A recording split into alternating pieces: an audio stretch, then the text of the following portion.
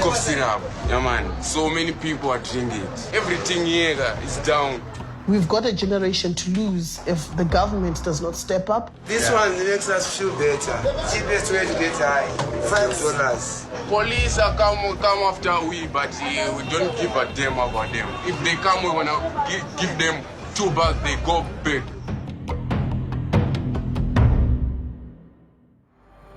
The streets of Harare are full of brown cough syrup bottles, a sign of the addiction epidemic currently ravaging the country, particularly affecting young people. No doubt, you can die the shit. I ain't got no mercy. I'm so ruthless. I'm a villain. Known that I'm a... 2016, I started drinking BronCleer. So per day I could take something like 4 bottles at 400 mils. I wasn't myself. I was someone else or something else. The cough syrup, often of the brand BronCleer, contains codeine, an opiate that can be used as a painkiller. It's relatively harmless in small doses, but can be highly addictive. BronCleer also contains alcohol, so when you drink a lot of it, it will make you feel both drunk and high. In large quantities, it can lead to respiratory problems, dangerously low blood pressure, and permanent damage to the brain, heart, and liver. Like I did it because of my friends. They were like, if you don't do this, I won't play with you. When you start doing it, afterwards you think it's a better way of life. My mother is a widow, then she doesn't go to work. So some of the times when we get piece jobs, we have to go and get some money and bring it home to buy some food. This is my house. I stay here with my 5 children, my mother of 5. With my son, unfortunately, we didn't pick it up because he was in boarding school. My son, he's the quiet type. We couldn't really notice a change in him until last year. You know, you would come home, you would be on that couch, he's holding a plate in his hand, and you're speaking to him and he's not responding. That is what BronCleer does. He even went to a stage where he started taking things and selling them, maybe to buy his BronCleer or whatever he was taking then. Yeah, a lot of things, my laptop, cell phones, even food. He even went to that extent. One time he even ran away from home. He was now staying in the streets doing these drug things. The economy is in ruins. 90% of the population is without formal employment, and families are plagued with poverty and addiction. Back in the 1980s, Zimbabwe was prospering, but former dictator Robert Mugabe ran the country into the ground. He was ousted in November 2017, and in July 2018, the country held its first democratic election in 4 decades. But people are still feeling the consequences of Mugabe's 37-year rule. We drive to the slums of Mufakose, an impoverished area in the outskirts of the capital. Here we meet Phaeton. He works as a music producer. Welcome to Mufakose. This is my ghetto. But when he was younger, he lived on the streets and was addicted to BronCleer. Today, he's trying to help his friends, who are all stuck in a vicious cycle of cough syrup dependency. This is some of my ghetto youths. They don't go to work.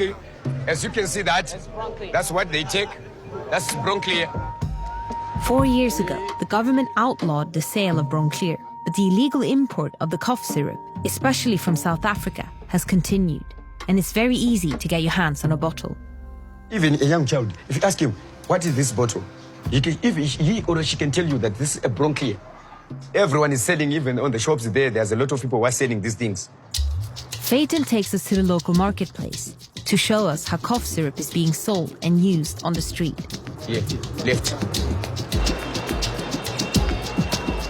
For the sake of these guys, maybe they don't want their place to be out. So we'll get into the bar, then someone will just come and drink, then you can see. Soon, we're surrounded by young guys drinking BronCleer.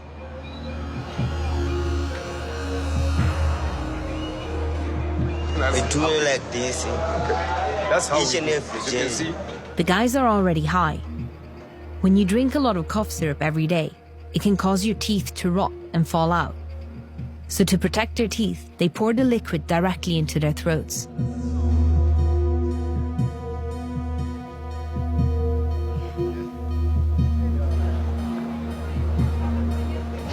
How long does it take until you feel something like 20 minutes? It's for half a day, then you need another edition. The main reason which makes us do these drugs is, guys, is unemployment. You don't have things to do. You don't get stressed or get worried about a lot of things. I've been seated at home like 2 years now. This one makes us feel better. Stress. Don't think too much when you think this. Every day, I take 1 bottle and I feel high and I don't think anything. In a day, we say about $100 to $150. We make a profit of about $100, just 1 box. We have got some buyers there outside South Africa.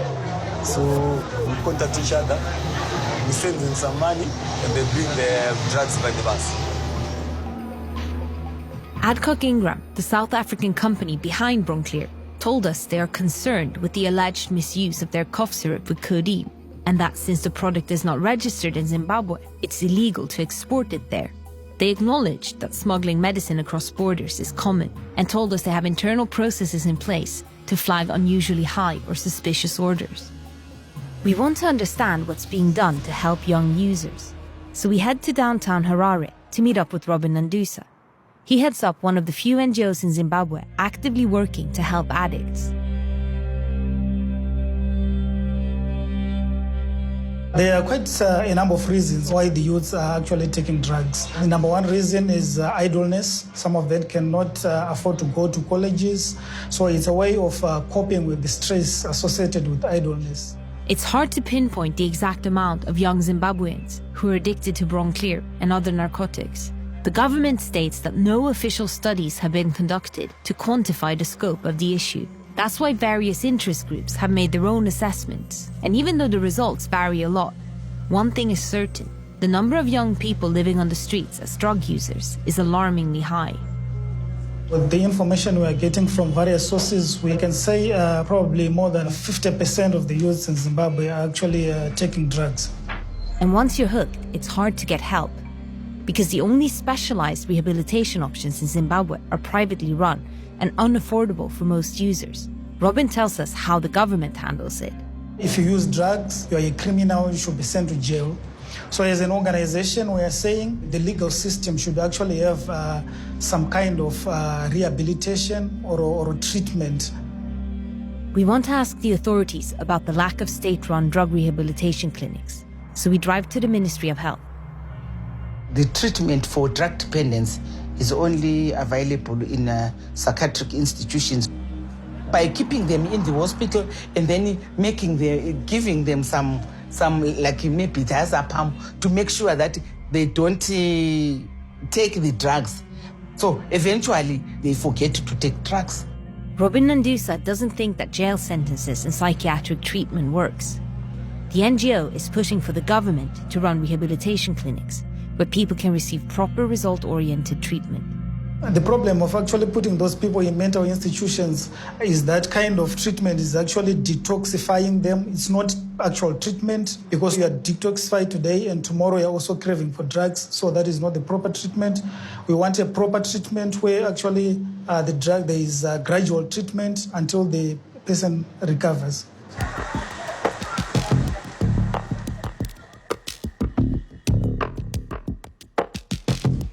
Zimbabweans pretend to be conservative and they don't want to openly talk about these things. So going forward, we've got a generation to lose if the government does not step up and Zimbabweans themselves don't step up to try and find a solution to dealing with this drug problem that is bedeviling our nation. My way forward to leave all that was to dump all my bad friends, close myself in my bedroom. Like when I started being serious in my music, I had no time for drugs and something like that. So that's what made me lose my interest in drugs. I have 4 siblings, and like all of them, they're looking up to me. My hope for the future is to be someone better, like a source of inspiration to the youth. Kuzi Wakashe found a purpose in making music and hence a way out. But thousands of young Zimbabweans are still in the claws of addiction. But to treat the root cause of Zimbabwe's cough syrup abuse, the lack of opportunities for the country's youth, it will take real political change that offers them future prospects.